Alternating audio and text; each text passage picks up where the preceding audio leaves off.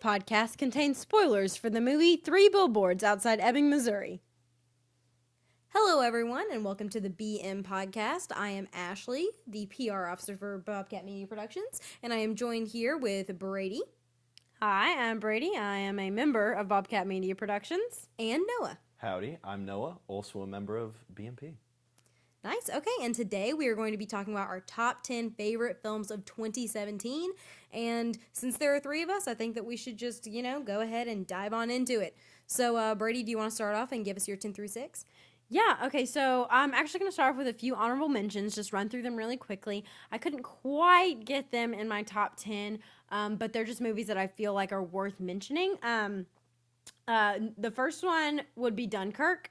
I couldn't get it in my top 10, but I think it's amazing. I think that the way Christopher Nolan helmed that movie was just incredible because I feel like no one else could have pulled off the timeline, but we might be talking about it later, so. All right, your top 10 list must be astounding if Dunkirk didn't make top 10. It is astounding. Oh my God. It is astounding. There are some great movies this year.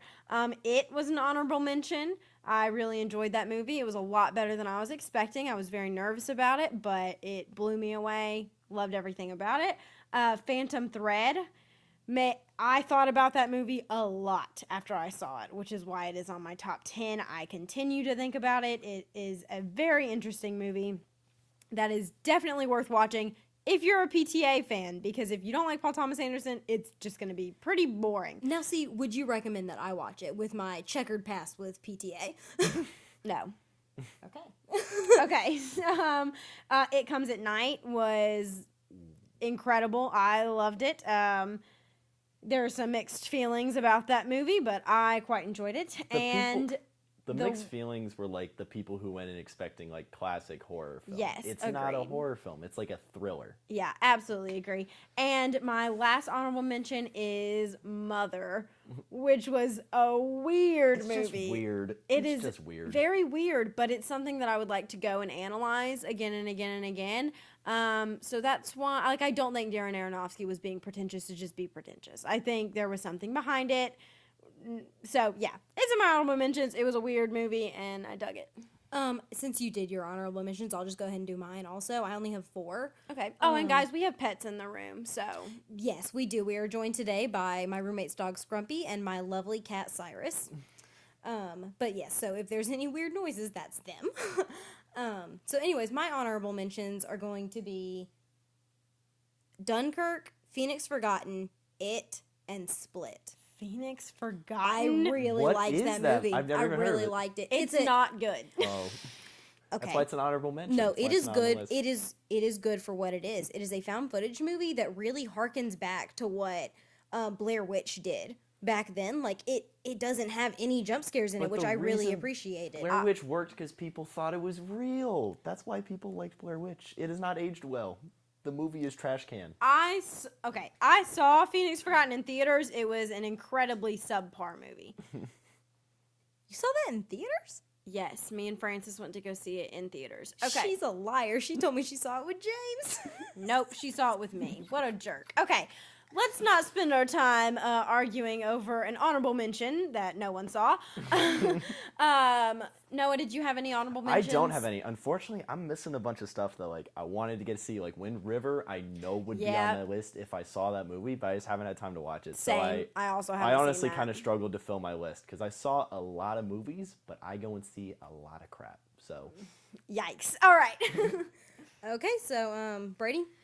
10 through 6. Okay, my number 10 is a movie that I saw at the Savannah Film Festival a while ago. So I haven't had a chance to go rewatch it. I wanted to, but it is I, Tonya. I loved I, Tonya. I thought it was a great movie. I think I have been... People might be surprised that it's on my top 10 just because I have said some not so great things about it, but only because I have very strong feelings that Laurie Metcalf and Ladybird should win over Allison Janney for the Oscar. So I've been downing this movie, not downing it, but saying negative things about it in order to make my point about that. However, it is an awesome movie. So much fun. Edited flawlessly. It's just it's fun. It's Isn't a that fun like a movie. super depressing story, Tanya? What do you mean it's a fun movie? The way they I do haven't it. seen it. It's energetic. It's It very is- high energy. It is an Okay, energetic okay. movie, and it's made that way because from the very beginning they introduce you to the fact that you are listening to an unreliable narrator. Ah. Yes. It like has a title card that Presentation. It's about the basically says presentation. yes, it's all Gotcha. about the presentation. And then so that is my number 10. Really enjoyed it, just snuck in there. Number 9 was a movie that came out early in the year, and I haven't gotten over it since. Just watched it again the other night, bought it on Blu-ray immediately, and that is Baby Driver. Woo! Yep. Edgar Wright is incredible. Everything I've ever seen of his, the only movie I haven't seen of his is The World's End. The World's Haven't seen that. You have to see it. Haven't seen that one. However, good. I've seen all his other movies, and they are amazing and hilarious. And Scott Pilgrim is still my favorite of his. Scott Pilgrim is one of my all-time favorite comedies, period. But Baby Driver, it was something different that Edgar Wright had not done before. His other films all are kind of similar in their tone. Baby Driver took a different tone, and it was very interesting to see Edgar Wright take on something like that. Flawless editing. If it does not win the award for it, I mean, Yeah, I don't know what else is even nominated that I'd be like, me either. wow, No. that was some top-notch editing. The editing with the music, every single beat, matches in action, incredible. And the soundtrack is awesome. Should be illegal to drive to it. So that is my number 9. My number 8. Yeah. Oh, I'm trying to decide. I'm literally possibly changing things around on my list as we go. But my number 8 is The Shape of Water. Only number 8? Yes. Oh my god. I loved The Shape of Water. Hence, it is on my top 10. I was floored by the beauty of it. And Guillermo del Toro, I think he's going to be the one that was going to take Best Director this year for this film. It's incredible. The emotion in it for an unlikely pair is incredible. The neighbor, I forget who plays the neighbor. Richard Jenkins? Richard Jenkins, I'm almost positive that is his name, plays her neighbor, and he is her mouthpiece. So he is incredibly important in the film, and he absolutely brought everything. They only really do it once, but the one time they do it, It's awesome. It's astounding. Can she not talk? She's mute. No, she's mute. That's like That's like the whole plot. thing. That's the whole plot. That's the whole thing. I never watched the trailer, and I never went to see it. She's Well, she's you're an missing outcast out. from society because she's mute. He's an outcast because he's a He's a horrific fish. lizard creature. I mean, Okay, well, I didn't see it because I didn't want to see it. I love Guillermo del Toro. I just haven't gotten a chance to yet. Oh, I thought you said like you didn't want to see it. I was like, I'm sorry. It's incredible. Please go see it. But anyways, that is my number 8. As man, if that's only number I 8, might- something I just know. absolutely stunning must be number 1. I might, this one I might go back and watch more than others on my list. But this next one will definitely be one that I'll watch more over and over again, maybe than anything else. And that is The Big Sick. The Big Sick was such an incredible romantic comedy. I don't like romantic comedies until they're done well. This one has been my favorite since Trainwreck. I love Trainwreck, but I like this more. The Big Sick has so much heart to it. What? Did you think Trainwreck was good? We Or both- Yes, we both- funny? I love Trainwreck. Amy I Schumer's a hack. don't like Amy Schumer, but I love that movie. Okay. I disagree. That movie made me like her. Oh, I because still don't like It made me like her even less, honestly. she wrote it. I thought that she really showed her talent with that movie. I disagreed that she's a hack. I like that movie. I really like her. Anyway. Anyways, The Big Sick is not Trainwreck. It's an incredible movie based on a true story with Kumail Nanjiani and his wife Emily. It's just It's actually him like playing himself, right? yes, Like, it's him the playing plot, okay. himself, and then Zoe Kazan plays his now wife Yeah. Emily, and it's just about their story and how they came to be, basically. And she fell into a coma, and it was a really scary time, Oh, and he had to Jesus. meet. I haven't seen it, by the way. Oh, so this it's is, great. yeah. And he had to meet her parents that way, and they had kind of broken up at that point. Incredible. Ray Romano and Holly Hey. Hunter made that movie for me. Their chemistry and just gold. It was gold. They are incredible. Ray Romano is so funny in it. It's a great movie. You guys really like the word chemistry. That seems to be like what sells movies for you guys. Have I said that more than once? He's bitter about Call Me By Your Name. Oh, okay. I was saying, I don't think I said that. Number 6 is a movie that I also saw at the Savannah Film Festival and hasn't left my brain since, and that is Good Time. Good Time, incredible direction by the Safdie brothers. Best performance I've ever seen by Robert Pattinson. I'm kind of disappointed, actually, that he wasn't remembered for the Academy this year because it was an incredible performance. That movie just showed you a despicable character that you kind of rooted for, but you disagreed with everything he was doing, but he was doing it for someone he loved, his brother, and it's just... it's a ride. Man, you do not see anything coming in that movie. That movie takes so many twists and turns, kept me on my toes, and I've been thinking about it ever since. Love it. And now that is it. I will not continue on to my number 5. Okay, so I'm just going to go ahead and say that there were a few things that I did not see. That includes, I have a really long list of things I didn't see, actually, but things that would have probably been on my list, I'm going to list off.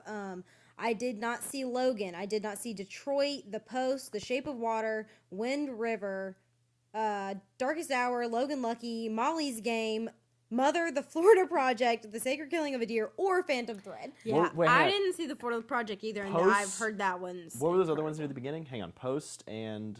Logan and Detroit. Now, you don't need to see either of those. I haven't seen The Post, and I don't give a crap Post about is seeing The Post. Very boring. Meryl Streep and Tom Hanks are very overhyped in that film.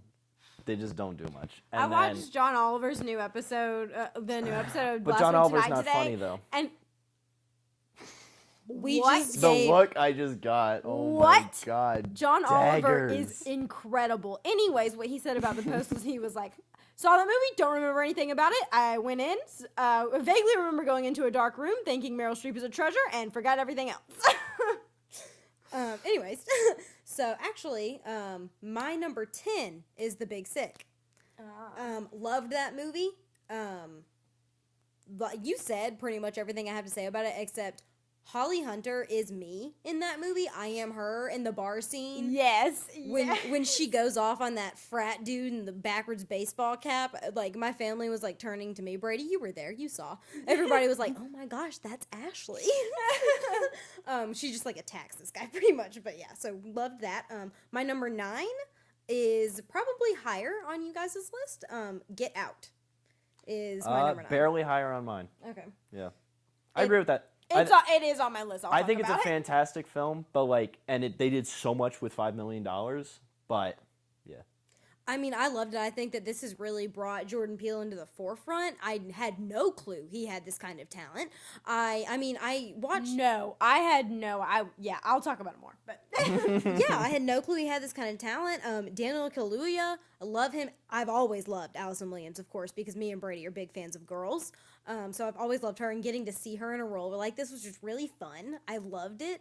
Loved the ending, I have written here in bullet points, consistent unnerving tone, killer twist, performances, metaphors, foreshadowing. So that's pretty much how I feel about it. It's just really great. Good writing all around, great directing, great performances. Oh, Lakeith Stanfield also. He was great in this movie. Small role, but... Isn't it pronounced Lakeith? Lakeith? Oh, I don't know. I don't know. I've never... no help on that one. I'm positive his name is Lakeith Stanfield. Whatever, Lakeith. I'm so sorry, Lakeith. However, you deserve to have your name said correctly because he's a brilliant actor. Just started watching Atlanta. Love it. Yeah. Oh, he's so good in Atlanta. I also just spilled water on my laptop, so that was super cool. Anyways, moving on. Okay, so we're going to deal with that for a second. Anyways, moving on to my number 8. My number 8 is Baby Driver. Brady said, again, most things that you can say about this with the editing and directing with Edgar Wright. He's just a brilliant, brilliant director, and he's shown that time and time again, and this movie's no different. I would also add that I really loved all the performances, especially notably Jamie Foxx and John Hamm. Here's what I'm gonna say. Wait. You thought Jamie Foxx was good in that movie? I loved him in that movie. Okay, what is with you? I just hate everything, apparently. I don't like anything everybody likes. No, okay, here's what I'm gonna say about Baby Driver. Everything about that movie was so good that I overlooked the fact that I did not give two craps about that love story. Between... Yeah, between, Buddy and Darling were a much better love story. You're talking, yes, the main characters. Ansel Elgort and Lily James. Did not care. I have said this 1,000 times. I will go to my grave defending this relationship. Because of Buddy and Darling's relationship and how we see that play out, that gives weight to them. Because at the end of the movie, no spoilers, but when you're watching them, you're like, oh, are they going to go down that path? Are they going to do that and become like them? No! Oh my god. Alright, anyway. My bigger thing is you thought Jamie Foxx was like, did a stunt in that movie. Jamie Foxx was terrible in that movie. He was terrifying to me. I was really? He was unhinged. Cringe. He had like really bad dialogue. He was like, I'm the only one allowed with mental problems. It's like, all right, Jamie Foxx, whatever, dude, whatever you say. He was creepy to me. I didn't like him. I thought everyone except Jamie Foxx did a good job. Campy and Edgar Wright. It was, yeah. It was meant to be campy. Yes. It wasn't a new or interesting story. It was like a story that had been told 1,000 times. I disagree. Yeah. Anyways, okay, so now we're going to go on to my number 7, which is It Comes at Night. Oh, okay. Written and directed by Trey Edward Schultz, starring Joel Edgerton and Christopher Abbott, Charlie from Girls, again. So we've got 2 Girls actors in my top 10 list, and that makes me so happy. And Joel Edgerton is amazing in that. Yes, he's brilliant in it. They're all amazing, and I mean... Is he the kid or is he the father? Joel Edgerton? Yeah. He's the father. Okay, gotcha. Yeah, he is fantastic in this movie. It's crazy tense, super intense atmosphere. It has a great ending, in my opinion. Like you said, Brady, a lot of people have like issues with this movie for some reason. The ending is that movie is about humanity and the decisions that people will make under tough situations. People who didn't get it, sorry, but it's great. Yeah, I agree with you, Brady. I loved that movie. It is a good movie. Yeah, and then it was really hard keeping it off my top 10. It was harder to not put it higher on mine. Because back before I saw the ones that are coming up, I was like, it is in my number 2. Like, I was positive that it was going to be in my top 5, and I can't believe it's not, to be honest. But then here comes number 6, which is Good Time, like same as Brady. And Brady said most things that you can say about it. I just think that it's a heartbreaking story. I think that someone like him. And Robert Pattinson portrays him like that. Just bad decision after bad decision, and he knows, and you see it. Mm-hmm. And along with the intrusive and intimate cinematography that the Safdie brothers implement in most of their films, I hear. I haven't seen any of their others, but I just think that it works perfectly for this story. I haven't either, but I'll definitely be watching everything from here on out because Good Time was a great time. Okay. And thank you guys. That's gonna Bye. Bye. All right, we're done. We're that done. was it. That goes out the evening. Yeah, and that's all I've got to say about that. So Noah, do you want to move on to your 2 through 6? All right, are we moving on? All right, so I will forward this by saying I saw a lot of movies in 2017. I went and saw a lot of bad movies in 2017. So, what's the worst movie you saw in 2017? I mean, I went and saw Baywatch. Jeez, I saw Justice League. Woo! I don't know. Just because I have the privilege of working at a movie theater, so whenever we get something, I'll just go see it. Oh, I remember those days. So I'll basically see everything. I never worked in a movie theater, but Ashley did. We don't get the I, Tanyas. We don't get the Ladybirds. So I just don't see them. Got you. But yeah. So anyway. Oh, I went out of my way to see a couple this year because I just had to. Yeah. My top 10 is actually a Marvel film. It is Spider-Man: Homecoming, and I normally do not enjoy Marvel films. Dang, I thought you were gonna say Thor Ragnarok. No, I actually really like Thor Ragnarok too, though. I think they're going in a good direction. That movie was great. It's because they let Taika Waititi do what he wanted to do. Because they're stopped trying to make it superhero movies, they're making them different types of movies that happen to have superheroes. What I always say, Spider-Man: Homecoming is a coming-of-age film that happens to have superheroes. Thor Ragnarok is a comedy that happens to have superheroes. And then Black Panther's another shitty superhero film. So, Agreed. anyway, Listen, I wouldn't say it's terrible, but it's is not good. But no one ever needs to see it. Like, you can live your life without seeing that movie. I think it's important culturally. However, make the movie better. Yeah, just fix the dialogue, please, dear God. Anyway, back to Spider-Man: Homecoming, which I just wrote. It is the only Marvel movie I've seen twice in the theaters, just because I had so much fun watching it, and that's about it. For me, I'll say this very early. This is basically how my list was determined. For me, a movie is meant to entertain, so its value to me is how much I was entertained, and there's really a lot of different ways to do that. Like, Spider-Man: Homecoming was very simplistic, and it did the few things it did well. It pulled some good punches. And like, oh my God, I totally forgot his name. Main guy, plays Spider-Man. Oh my God. Tom Holland. Tom Holland. Woo! Totally forgot Tom Holland. He just did so good. He killed it. I mean, he made that entire movie. All right, so that's basically Spider-Man. Next we have my number 9, which is It Comes at Night. Honestly, yeah. Hey, guys, we all loved that movie. I have the poster for that movie in my room. I love that movie. I wanted the poster. Which one? So bad. It's not the one with the dog. Oh, no, it's damn the it. one with him with the lantern in the hallway, which is still a good one. Still good, but Still the good. dog one. The Oof, dog one. Great poster. Anyway, yeah, everything's already been said about this movie. The praises have been sung. I'll say my big thing that I loved is that the characters were actually relatable and their actions made sense. It wasn't just, oh, he's just going to walk off into the dark for no reason like they do in every horror movie. Yes, thank you. Oh, everything they did made sense. It's great. Yep. Completely agree. Anyway, all right, next is Get Out. Get Out was at my number 8. I already said it earlier. It's at that point, I thought it was really good, and I want to see what Jordan Peele can do with more money, and so we'll see how that goes. I'm excited to see where he goes, because he's got a lot of interesting ideas, and he is actually very funny. Mm-hmm. All right. Number 7 is Call Me By Your Name, and I honestly think I'm going to move that one down. Oh my God. Just in thinking about it. Noah, it's only number 7. It's only number on 7. Your list. Just can't even talk about it. I'm also thrilled it's on your list. I didn't think it was going to be on there. I am thrilled this is on your list because I told you to watch this. I'll tell you why it's number 7, and it's because of an emotionally manipulative moment. Anyway, so a majority of this movie, nothing happens. First hour. It's like a journal. Nothing. But journals are boring. Why would you want to read someone's journal? Because it's Anne lovely. Frank was the last person who wrote an interesting journal. I mean, come on. I disagree. I have written some insane journaling in high school. Anyway. I had some drama in my life. So I will say, the things the movie did well. Movie really made you feel like you were in an Italian summer, which I appreciate.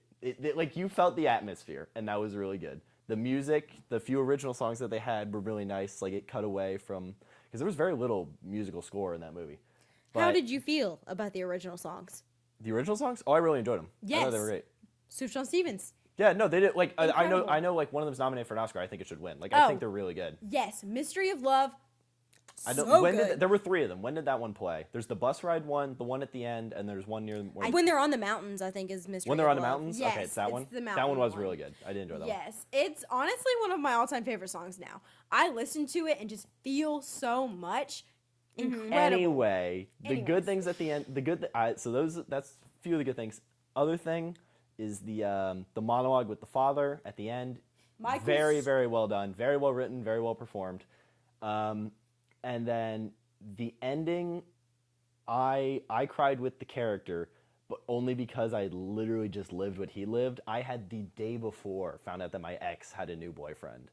So I literally was living that. And I was like, all right, I'm going to cry with this kid because it's very... But I don't know if I would have cried because I teared up at the father's monologue, but I didn't cry. I cried like a freaking baby. I don't know, but there's so much nothing. Like, literally, you can just miss so much of that movie. If that movie was not a gay couple, no one would care. I disagree. Everyone disagrees with me on that. And I'll tell you why later, but let's continue. Okay, Call Me By Your Name will be heavily discussed in the future. It will. Do not worry. And then my last number 6 is Darkest Hour. Or my number 6 is Darkest Hour, which I really enjoyed. Oh my God, the look on Brady's just of disgust. In what Oh my- way in is what Darkest Hour way? better than Because Call Me by things Your Name? happen in that movie. The characters are Yeah, interesting. and you know what's better? Dunkirk, that tells the same story better. Oh my God. It's just, again, how entertained was I by this movie? Very. Like, I loved watching Gary Oldman. Like, he did so good. And, like, every time he was speaking, I was like, oh my God, I want to be listening to what this guy's saying. I will. Gary Oldman did great. Yeah. Timothée Chalamet should win the Oscar. He won't, but he should. We'll talk about that. Yes, we will. We'll get, there's going to be such a huge Call Me By Your Name discussion. Oh my goodness. It's going to. I did not see the movie. All right. Darkest Hour. She didn't see Darkest Hour. She saw Call Me By Your Name. Yeah. I didn't see Darkest Hour because I thought that my time was better spent watching Three Billboards. That, I can agree with that. Three Billboards is definitely better. But Three Billboards is infinitely better. Okay. Anyway. Okay, Brady, now we're going to move on to your 5 through 2. My number 5. I'm changing this right now. Okay, my boy. number 5 is Get Out. Okay. I switched some things around last minute. My number 5 is Get Out. Okay. That was a good switch. Definitely a top 5. Okay, in your opinion. Anyways, Get Out is definitely a top 5 film for me. Definitely of this year.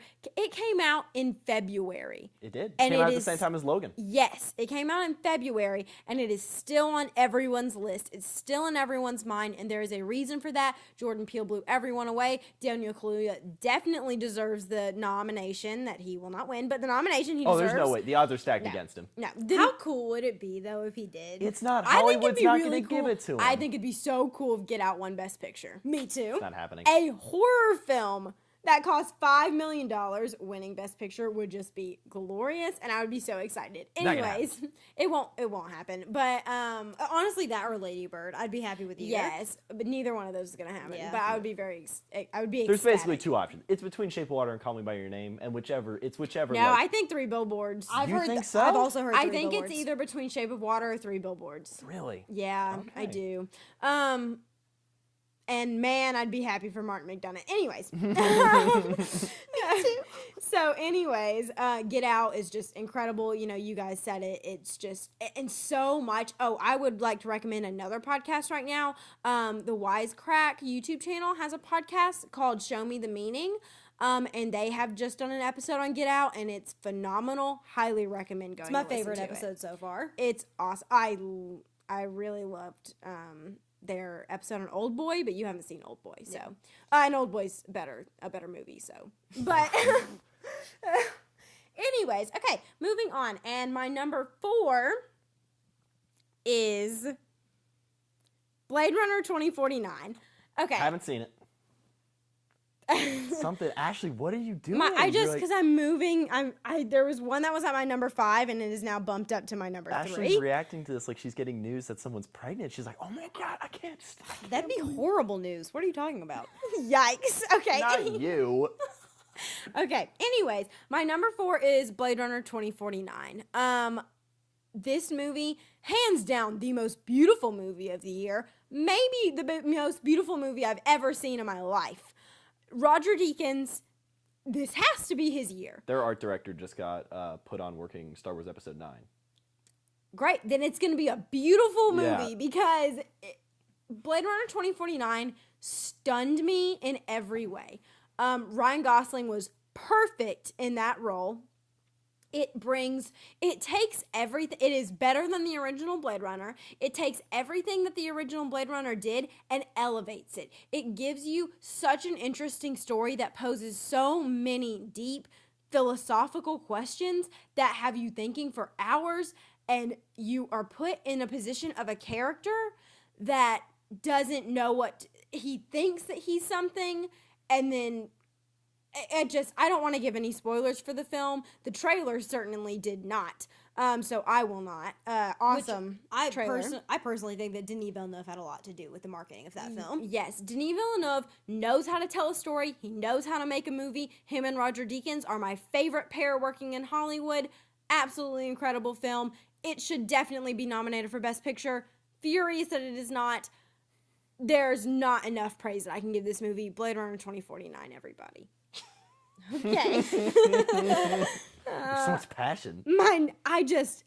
That movie, no one saw it, and it is Oh, that movie lost money for sure. Yes, for it sure. is devastating that no one saw that movie because it was so phenomenal.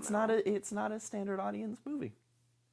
No, it's not, because it is slower, but that's It's the like 2.5 tone. hours, right? That's it's a long movie. It's to begin like with. 2 hours and 45 Oh minutes. my god.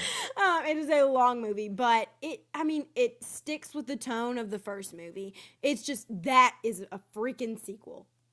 Beautiful. Anyways, a sequel that surpassed. My number 3 is a movie that was my number 5, and then I rewatched it the other night, and it bumped up. And that is 3 Billboards Outside Ebbing, Missouri. 3 Billboards, Mark McDonagh, I will say, is magic with a script. His scripts are magical. Just the dialogue is some of the best I've ever heard. In Bruges is one of my favorite. It's in my top 5 favorite movies of all time. I had someone try and tell me that they didn't like the dialogue in 3 Billboards. They were like, I didn't like 3 Billboards so much because of the dialogue. She was like, that they person swore is too much. Stupid. They were like, they swore too much. Oh, it they're seemed unnatural. sensitive. No, they're not. They swear all the time. So I was like, why are you? No, that's how people talk in small rural towns like That's exactly what I said. I was like, you've never been to a small rural town. That's exactly how those people talk. It is, yes. Everything about 3 Billboards is incredible. I have heard complaints about the way they treat certain subjects, and I call BS on that because it shows exactly how things would go down in a town like that. That's the point. Realism is the point, not making something the way you want things to be. This is telling truths. And there's a specific scene, the interrogation scene.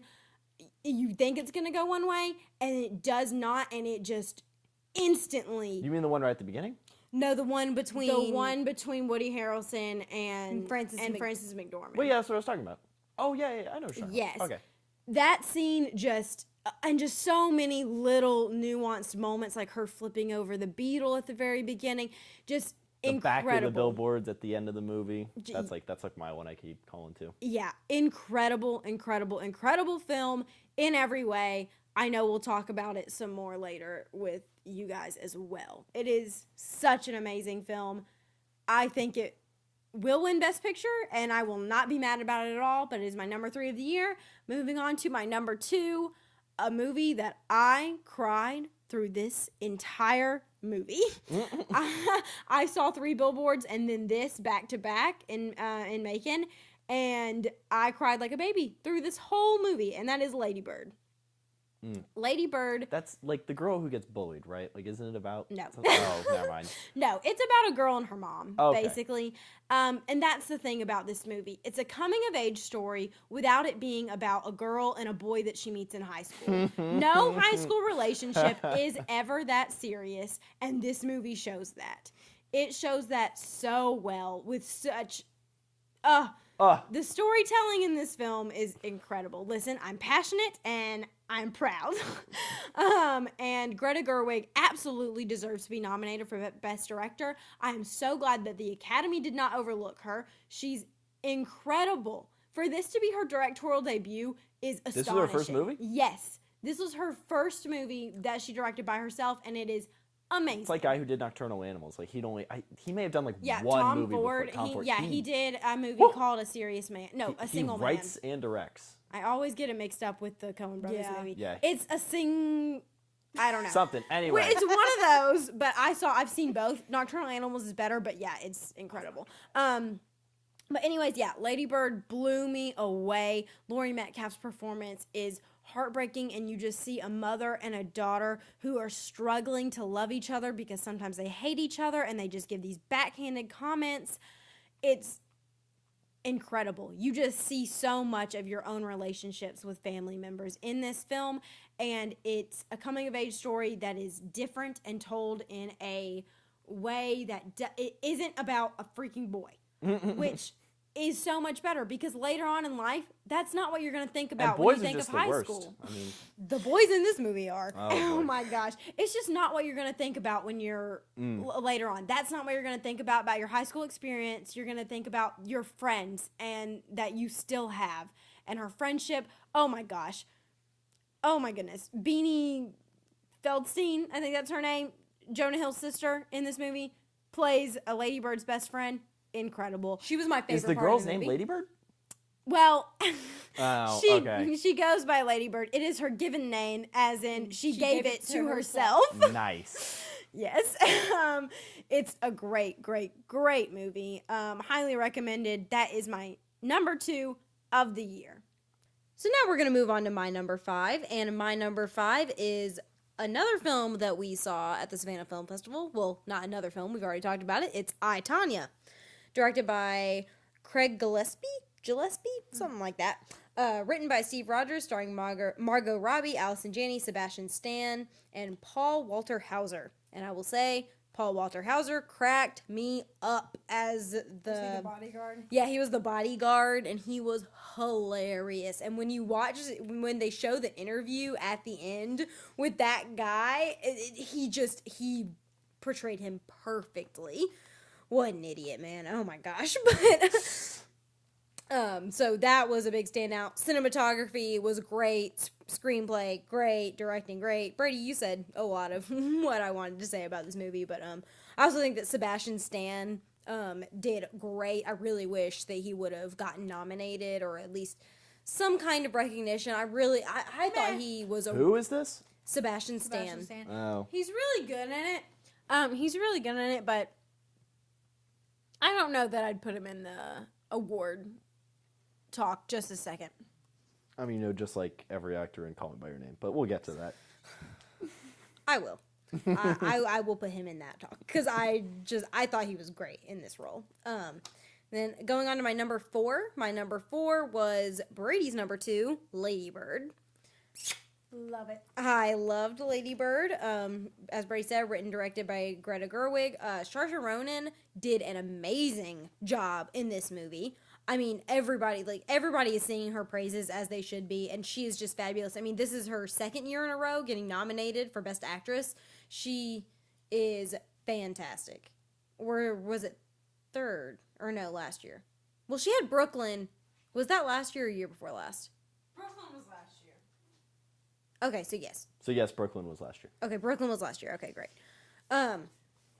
So, anyways, yes, Saoirse Ronan is great. Laurie Metcalf also, like Brady said, did a great, heartfelt job, and I still think that Allison Janney deserves the Oscar over her. No, and here's why. I just Oh have my to God. say this for a moment.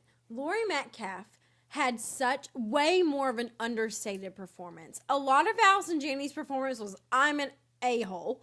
I'm a jerk, and I'm saying really mean things in a funny way, and so I'm a great actress. That sounds like me.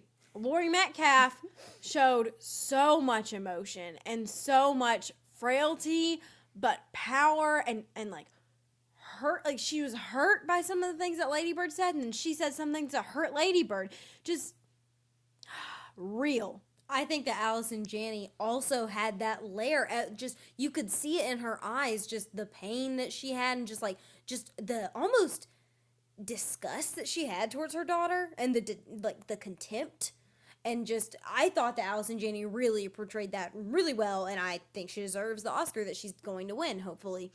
But anyways, Laurie Metcalf did amazing. I also think Tracy Letts, who played the dad in Lady Bird, he was one of my standouts. Amazing. There is Amazing. the scene where he runs Yes. into his son, and he just straightens his tie, and I'm going to cry It's- literally just thinking about it. it is so sad and so just real. It's such a real moment that I feel like, I don't know, today a lot of people are experiencing, or like I could see it just felt like a real family, and that's the best thing that I can say about Lady Bird. It felt real. And Absolutely. I also felt extremely targeted, given that her two exes, or her two boys that she meets in the movie, are named Kyle and Danny. And I have dated two boys named Kyle and Danny. Oh my God, Which me is too. so funny. Noah, what a coincidence. And it's hilarious because then one of them is just like someone else we know who isn't Kyle or Danny. So, I don't know. I just had a lot of personal relationship, I had a lot of personal connections with Ladybird, and I think that's why I loved it so much. And everyone does. That's the thing about Ladybird. Everyone has those kinds of connections with it. That's what makes it such a great movie. Yeah, agreed. Brady said a lot about it, so yeah, I'm going to move on to my number 3, which is Blade Runner 2049.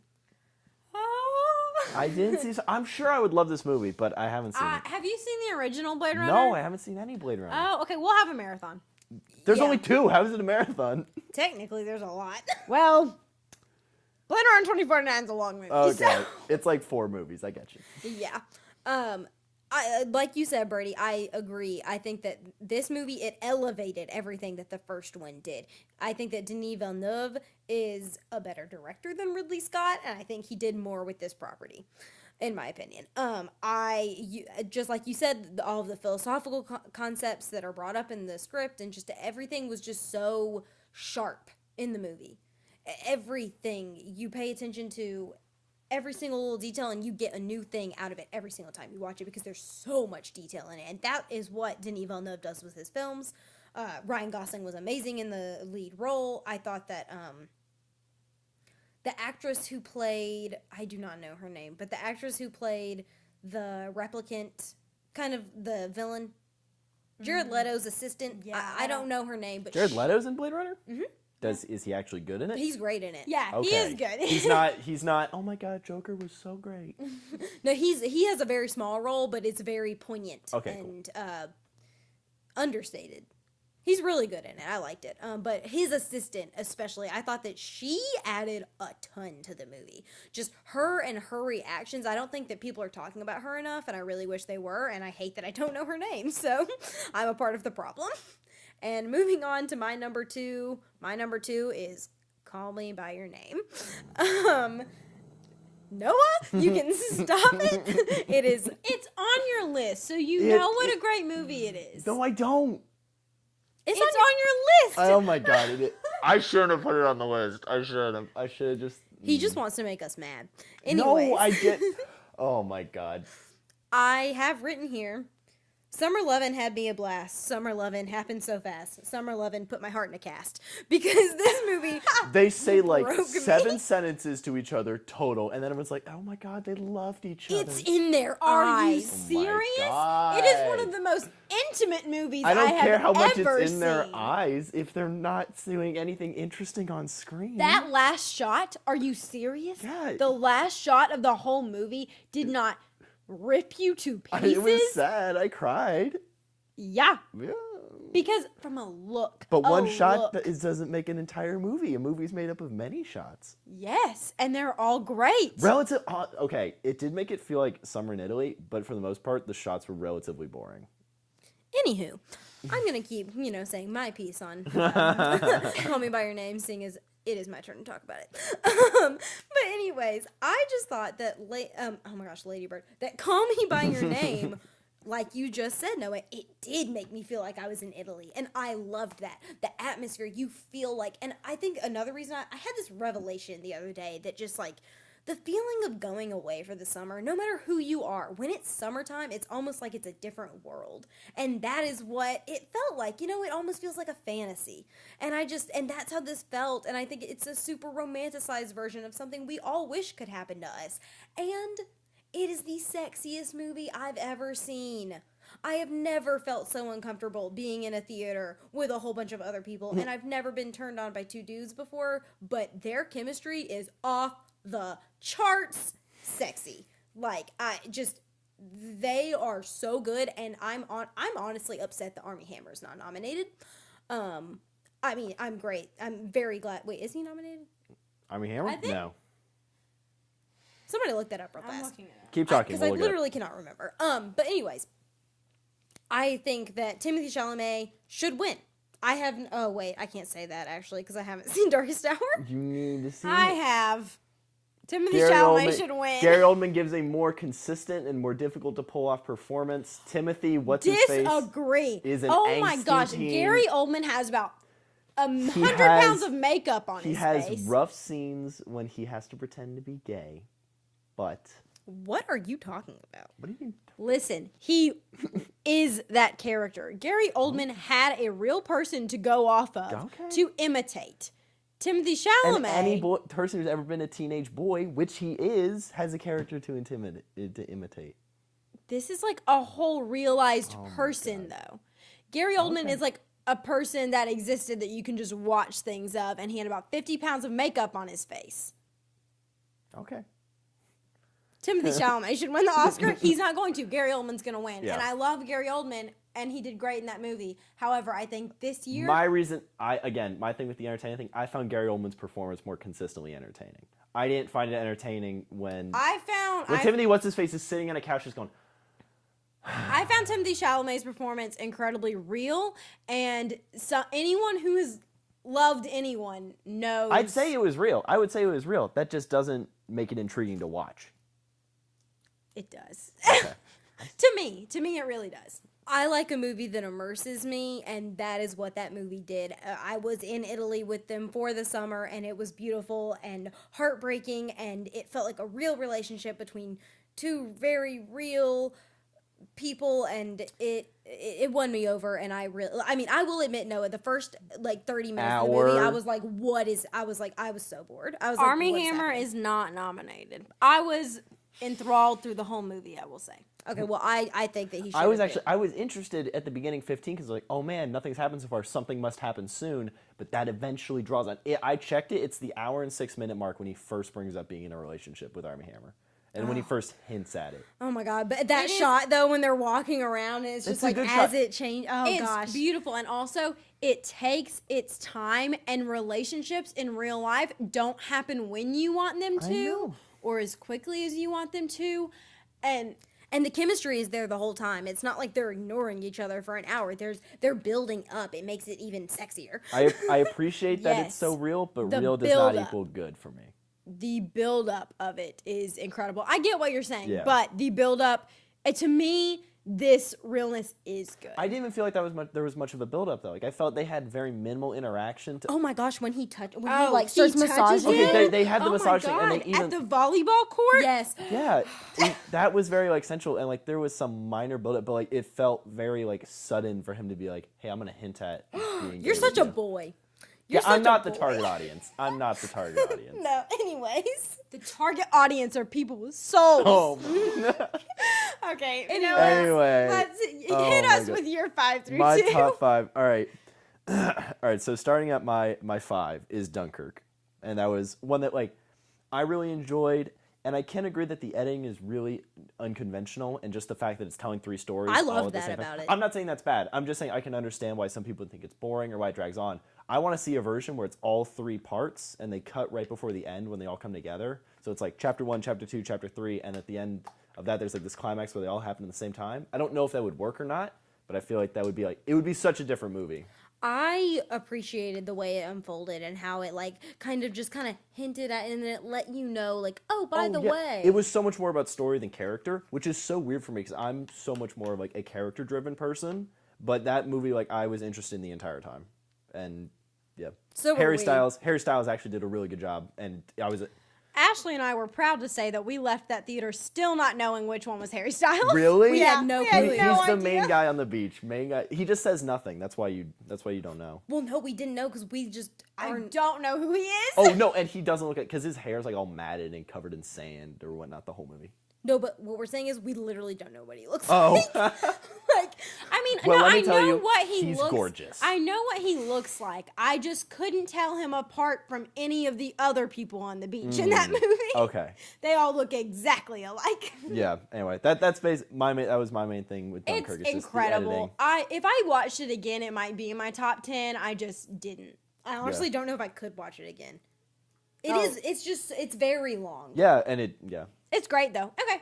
Anyway, next for me is Baby Driver as my number 4. Nice. And that's because that movie is just entertaining from start to stop. And again, not necessarily because of the characters. Ansel Elgort is very stylized and whatnot, and I really enjoy the way his character, even the way he dresses, the way he carries himself. It's very stylized and interesting to watch. But And Jamie Foxx is all right for tension, but some of the dialogue he has just feels really like inconsistent, or I don't know. And like I did notice that watching it a second time after you had pointed that out, and I understood what you were saying, but I still think that he did a great job. yeah, I don't know, just the way he delivered lines seemed very fake, but not bad. But not necessarily bad. He was just clearly the weakest link. Yeah, sorry. And then, God rest his soul, Kevin Spacey is great in it. Yeah, Kevin Spacey is great in it. And I was just astounded by the balls on that kid. Kevin Spacey, you can't say that. Yikes. Yikes. That's not funny. I'm sorry. Lots of parts in that John Hamm. movie are just very concerning. Yeah. But anyway, very well edited. Lots of very fast pace, which is something I enjoy. Start to stop, man. And my number 3 is Logan, which again came out beginning of the year, and I really appreciated it. It's definitely a superhero movie. Like, it's so much of a superhero movie, but I just like it was just so much fun to watch the whole time. I remember the first time he sticks his claws through, he sticks them through somebody and he just cuts them out. I'm like, oh my god, this is so violent, and I was not ready for it. It was fantastic. And then I didn't hate the girl actor. Child actors are the thing that'll kill a movie the fastest for me. When Wonder Woman opens with a child actor, I was like, this is not going to go well. But no, the child actor was great, mostly because they didn't have her speaking for most of it. But even when she was speaking, she did a really good job, and she convinced me that she was doing well. And yeah, that was a good conclusion to Wolverine's. Great child actors. Yeah? Kid in Hunt for the Wilder People. Yeah. All the kids in Stranger Things. Yes. Yeah, just there's not a lot shout of out them. to them. They're great. I actually started Everything Sucks on Netflix, and the kids in that are actually really good. I've never heard of it, but the title is apt. It's basically Freaks and Geeks, but now. But it's in the 90s, so Freaks and Geeks is one of the best shows. Yeah, but it's just the geeks. Ever. There's no freaks in it. It's just the geeks. Oh. Yeah. But it's. I mean, I only watched the first. No, episode, Seth Rogen, James Franco, Jason Segel. No. Anyway, moving on to my number 2, 3 Billboards, which I loved. Nice. Some of my top things that I loved was the plot device of Woody Harrelson's letters. I thought that was so fantastic because he's easily the most likable character, and then they just kill him, and it's like, oh my god. Oh. Spoiler alert. Yeah, spoiler. The movie's been out for a while. We'll issue a spoiler alert at the beginning. Okay. Yeah, we'll add a spoiler alert in there. When that happens, I'm like, oh man, he was the character the audience can relate to the most, and the fact that he kept existing in the world was so fantastic. Y'all, when we were all watching that movie together, I was in the corner of the couch that I was sitting on, convulsing, trying not to have y'all see me crying as he's about to kill himself. Because you knew what he was about to do. I knew also. I thought he was gonna. Yeah. Because I was sitting next to Brady. I'm sorry. I couldn't hold it together. I knew it was coming, and the first time I saw the movie, I was by myself in a movie theater and was just. I would have had no clue it was coming. But I'm sorry, I couldn't. Can you blame me and my emotions? Anyway, Sam Rockwell, also someone I absolutely love, and he did so good. Oh my god. When they show him so beat up, I was like, Sam Rockwell, no. That's woo. And then my other moment that just sealed the movie as a stellar one for me is when I don't know the actress's name, the main mom, Frances McDormand. Well, when she won't let go of the fire extinguisher, and that hurt so much, I went, all right, this movie has officially gotten to me. When that just hurt on the level it did. Yeah. And yeah. Woo! I'm about to cry. Yeah. Woo. Yeah. All right. We just watched this the other night. Getting emotional up in here. So do we want to move on to number ones? If you've been listening closely, there is a film that has not been on my list as of yet, and that I have very strong feelings about, and we are not going to talk about it anymore because we have talked about it at length. And I have made my feelings on it very clear. Call Me by Your Name is my favorite movie of 2017 by far.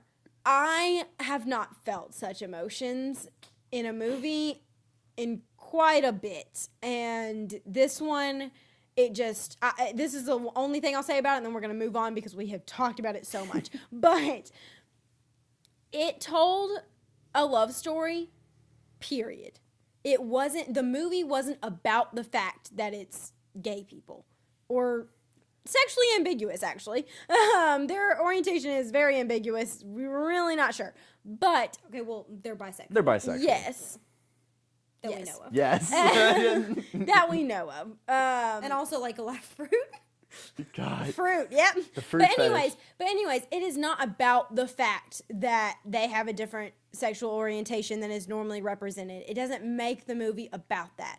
The movie is about two people who love each other and fall in love in A, bad timing, B, not the best circumstances. C, one of the most beautiful places on earth. Yes, and it is beautiful, and it doesn't make it about that. It's just I will say they don't make it about it, but I don't think it would have garnered the interest that it did had it been about a straight couple. the main conflict, and the other thing is like there isn't a conflict in the movie about someone trying to tear them apart because And I do they're really like gay. that. I do like that about it, but it doesn't Yeah. make the movie any better for me. I'm like, hey, that's nice, but it doesn't add points or like anything for me. It absolutely Yeah. made the movie. I mean, like everything about the movie made the movie for me. I love everything about it. But yeah, I really think I love the fact that it doesn't make a big deal about the fact that it's a gay love story, and also the fact that the conflict in the movie isn't about them being gay. There's barely a conflict though. It's just that Yeah, Armie Hammer which has is- to go away, but that's which is like I like a good. little more tension in my film. I understand that, but I think the tension comes from being young and in love and the uncertainty of that. I guess so. agree. I just like I couldn't get behind anything for any characters. Like I definitely related to Timothy because like angsty teenage boy, but Yeah. And that's all we're going to say about that. oh, moving on. And Ashley, you're number one. I'll say, Call Me By Your Name, sexier than 50 Shades of Grey. Anyways. I didn't feel mile and a the half sexy away. stuff. I don't know. You guys kept telling me you're You're gonna question your crazy. sexuality, and I'm like, all right, they're definitely like. Oh, don't it's know. hot. It's I- hot. Anyways, so also, if you've been paying attention, I have also been very strong about one movie, and hasn't been on my list yet. That is Three Billboards Outside Ebbing, Missouri. We watched this the other night. It had me sold from the very beginning, really, just because Mildred is such a great character. Frances McDormand is one of the loves of my life now. I love her, and just seeing such a powerful female role, like that is just, she's amazing. I love seeing her kick that girl in the crotch and just everything. She's She does great. do that. I forgot about that. She's awesome in this movie and just amazing. And I mean, and then I just from the very beginning, I was like, yes, this movie's great. This movie's great. And then there comes the scene where she's talking to the priest in her kitchen. Oh my- And I then I didn't- was like, this is my favorite movie of the year. I don't know. I didn't dig it as much. Like I didn't think her analogy worked super well, but Her analogy works perfectly. okay. Like, Maybe I'd have to. I don't know why it didn't. I will say, sink in my head. I well. am in logic right now, and I do think it was a strong argument, not the fallacy of a weak analogy, which is a logical fallacy. Thanks, Surafel. That was very Surafel of me. anyways, I loved her analogy there. Woody Harrelson, I was in love with him throughout the movie. Just all of the characters, and mostly what I love the movie for is Sam Rockwell's arc. That his story, he had me invested. That's what a lot of people don't like about it, is that character had that arc. I love it. I thought it was fantastic. I think the people that you want to be the heroes aren't always going to want to be the heroes, because bad people do good things and good people do bad things. It just not everything is black and white. There's gray in the world, you know? Like, it's just, and I thought this movie was extremely realistic. Just living in a small town like now, like we do, like in Milledgeville, like it's, you know, I fell in love with it. It was my favorite movie of the year, hands down. I've been in love with Martin McDonagh ever since I saw In Bruges, and if he wins, if not he wins, because he wasn't nominated for Best Director. It's like a good looking movie. There's some really good shots. I don't know if it's best director. Well, I mean, It's not just shots, but like But I don't know if it's acting, he if he's a really good created those characters and then had those actors he got those performances out. Yeah, of I don't know actors. if he was the one. If he was a part of the reason the actors were so good. Like if he's more. That's of, what the director does. I know, but there's some actors who are better at some things than others. Like for example, like. But here's the thing, Christoph Waltz is only as good as he is when he's with Quentin Tarantino. Oh yeah, I know.